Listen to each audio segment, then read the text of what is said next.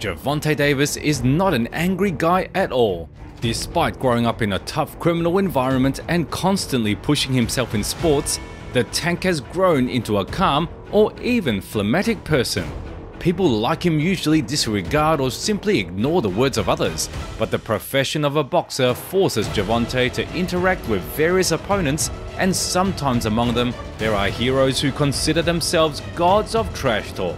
These daredevils tried to provoke Davis into showing emotions, but they had no idea what punishment awaited them for it.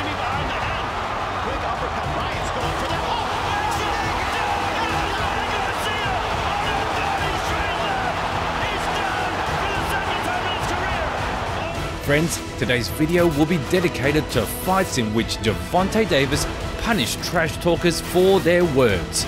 Please don't forget to like and leave a comment of 4 words, and also subscribe so you never miss new videos. And we're starting. Here we go. Number 3. Jose Pedraza. Cool managers and promoters are everywhere. They are ready to quickly snatch talented newcomers early in their careers to avoid overpaying and to make money. Floyd Mayweather, with his connections and his acquaintances, is one of those best promoters, and signing young Gervonta Davis to his team was a very forward-thinking move on his part. Money knew that the guy had almost limitless potential, so the promotion of the tank in the super featherweight division was very swift. What's more, the Baltimorean native got his first title fight in just his 17th professional bout. Of course, 16 wins with 15 knockouts looked very impressive, but without Floyd's help, Davis wouldn't have climbed so rapidly. So, at 22 years old, Gervonta had a match for the IBF belt against Jose Pedraza, for whom this defense was supposed to be the third one. Like the tank, the Puerto Rican had a long amateur career and perhaps even more successful than his upcoming opponent. Moreover, the resident of the Island of Champions had not yet tasted the bitter taste of defeat, which only added fuel to the fire of his self-confidence. I actually believe that he's a power puncher, but he does not have more power than in the cherry. And I had a tough fight right in the cherry. I got hit with good blows. And I don't actually believe that Gervonta Davis is a more power puncher than he is. So I'm always alert of what's happening in the ring, but I'm not worried about his punching power. He would like to say that he's sorry for Davis being signed to Mayweather Promotion, because on January 14th, when he takes away his undefeated record, it's going to feel like he beat Mayweather. He says that he has to be killed in order to beat him, then he's going to be dead. I'm ready to fight. For any type of fights, I'm ready after experience. The question is he ready for anything that's coming at him?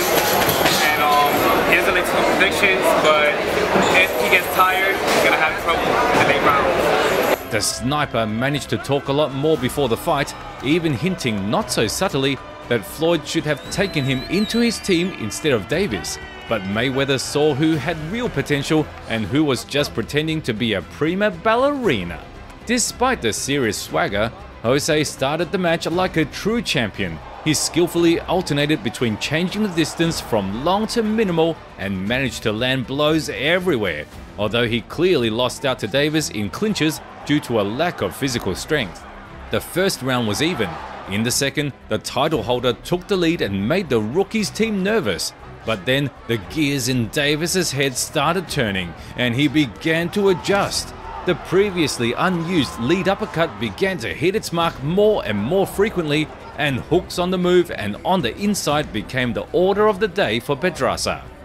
After the third round, it was evident that as Gervonta's fighting IQ increased, the champion's intelligence was decreasing, and instead of imposing his game at a long distance, he engaged in exchanges with this monster. The peak of foolishness was reached in the 5th round when the Puerto Rican simply lowered his hands and tested whose straights were stronger. Only by a miracle avoiding a brain concussion, Pedraza decided to return to the original game plan and engage in a shootout. But his strength was already waning and he couldn't avoid the end. In the 7th round, Davis completely took the initiative and, keeping his opponent in the corner, crushed his jaw with a single hook.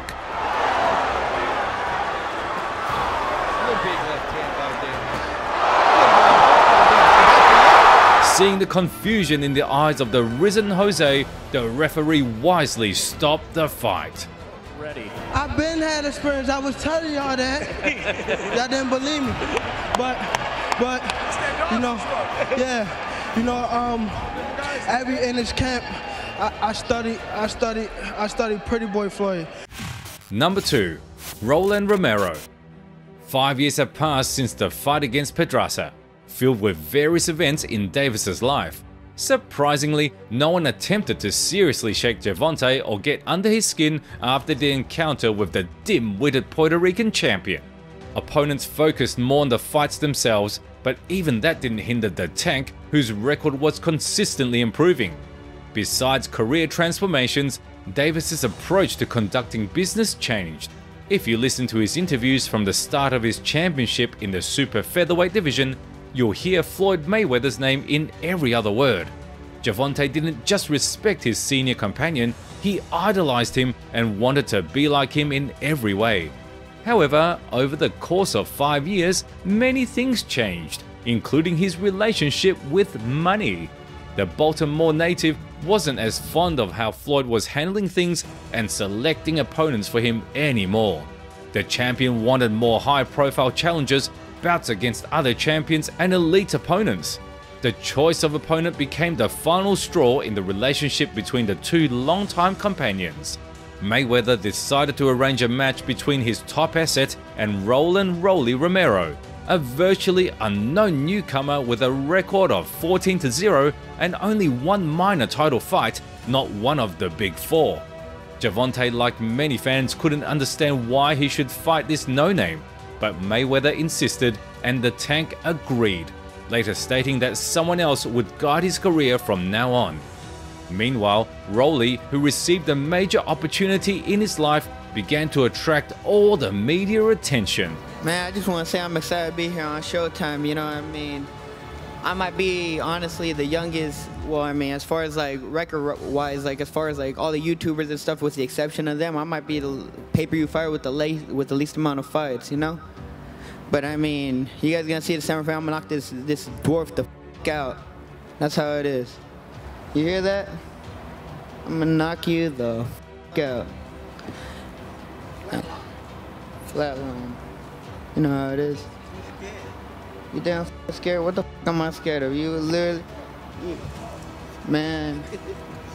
You a stupid fucking dwarf, man. I'm telling you, man. I can't even mess with your fucking head. I can't even mess with your fucking head. It's so fucking big, like this fucking big. And your fucking little T-Rex arms, man. My dick's longer than your fucking arms. Wait. He says not personal, but this motherfucker, every time we come over here, he talk about everything but the fucking fight. So, I mean, he's taking it personal. My job is just to beat the fuck out of him. And that's what I've been doing. I'm calling him out, beat the fuck out of him. So the person taking this shit personal is him. He's over there talking all that dumb shit, right? That has nothing to do with the damn fight, right? Sound personal to me. He's very emotional. Why do you dislike him so much? He probably has estrogen. Look, Gervonta keeps talking about these skills and stuff, but I mean, I just see his face get swollen up every single fight. He doesn't really have much skills. He just bullies a bunch of smaller opponents, weight-drained opponents. He's not that special. And I just fought at 140. He's going to get knocked out. Not only did Romero look like a cheap fashionista in his bright Hawaiian shirts and fur coat on a bare body in plus 80 degrees Fahrenheit, but he also spoke in exactly the same manner, making himself disliked not only by Gervonta but by all fans as well. Virtually the entire boxing community wanted Davis to make the irritating guy eat his words. Davis didn't respect his opponent's boxing skills. After the first round, where the Tank worked the jab a bit, he handed over the initiative and started waiting for Rolly to open up so he could counter him. In the second round, it seemed that the tactic might be flawed. Romero landed a few double shots and appeared to put Gervonta in an uncomfortable position, but the champion remained composed and soon he got the match back on track. He quickly realized that if he didn't let Rolly get close, he would only work with feeble jabs. Recognizing the opponent's weakness, the Baltimore native decisively met Romero with his left straight, completely cooling off his enthusiasm and making him afraid to make any extra moves.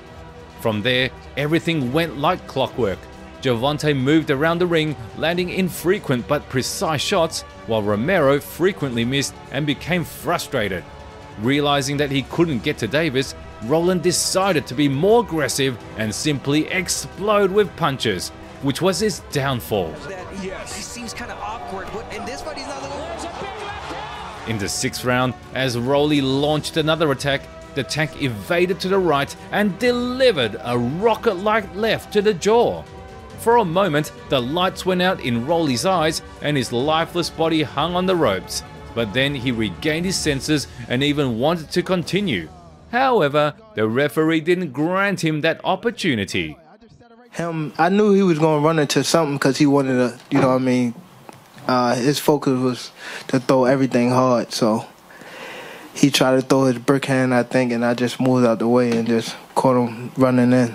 Number 1. Ryan Garcia. Undoubtedly, Romero is one of the most flamboyant trash talk characters in Gervonta Davis's career.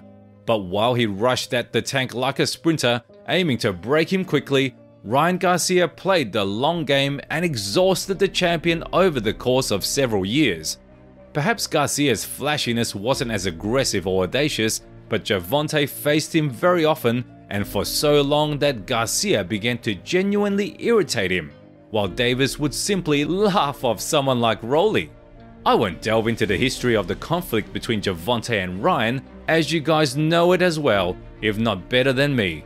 Instead, let's take a look at the golden collection of trash talk and antics with which Garcia tried to get under the Tank's skin over their 5 years of shared history. Mission to knock out Gervonta Davis in 2 rounds. 2 rounds? 2 rounds. This man will go down. 2 rounds, that's a promise. 2 rounds. Calling it 2 rounds, Gervonta. If you do not take this next fight with me, you're not taking forever. You will not be remembered. Your legacy will forever be tainted if you do not accept this fight next. The money's there. Everything's there. There's no excuses. Down in 2. You're down in 2 rounds. And I'm not gonna let him. He's not leaving that ring without some type of hurt. Promise you, I went through too much to get to this moment. He's not leaving that ring without some type of hurt. I promise you that. I got a lot of ways to stop him. I mean, he gets hit a lot. You see Leo Santa Cruz was putting so many hands on him. What happened to Leo Santa Cruz? Yeah, great. Found the shot. That's why you're a great fighter. You probably still sleep. And you right behind him. All right, that's funny. And that's a fact. That was funny. But, you know, like I said, I got a lot of things to stop him.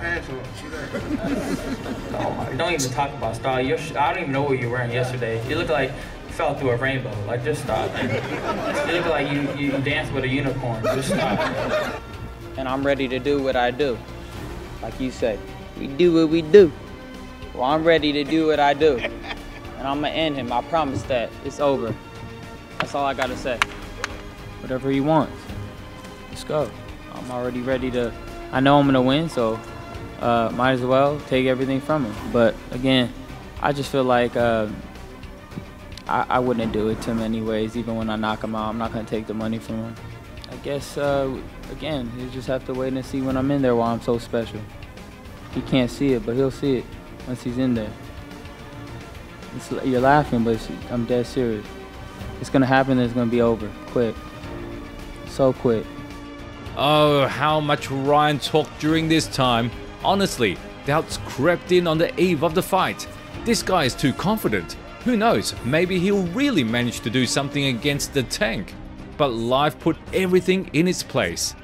An open jaw in attack, ineffective footwork, awkward body defense, these were just half of Garcia's mistakes that the Tank easily capitalized on. Although it didn't start off so bad, Ryan took the center, played with his jab, but didn't attempt anything dangerous, so he didn't get hit. However, realizing that he couldn't crack his opponent's defense that way, Flash thought it would be cool to attack the most powerful puncher in the weight class with a flurry of blows and an exposed chin. Clever, right?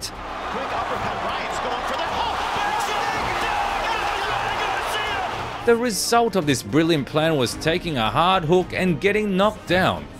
The funniest part is that this all happened in the second round, the same round where, according to Garcia, everything should have already been over. Realizing that his chin wasn't made of iron, Ryan got scared and reverted to his initial approach, but his soul was craving blood and Gervontai's head on a platter, so over time he escalated. He started covering his jaw more and didn't jump in like Rolly, so the Baltimore native decided not to target the jaw but to be more creative and went for the liver. There's a left hook. That landed for Garcia, followed by a right. But Tank's coming forward. Down goes Garcia. In the 7th round, Gervonta met him with a single shot and did so with such surgical precision that the pain had to travel to Ryan's brain for a few seconds, and when that happened, the fight ended.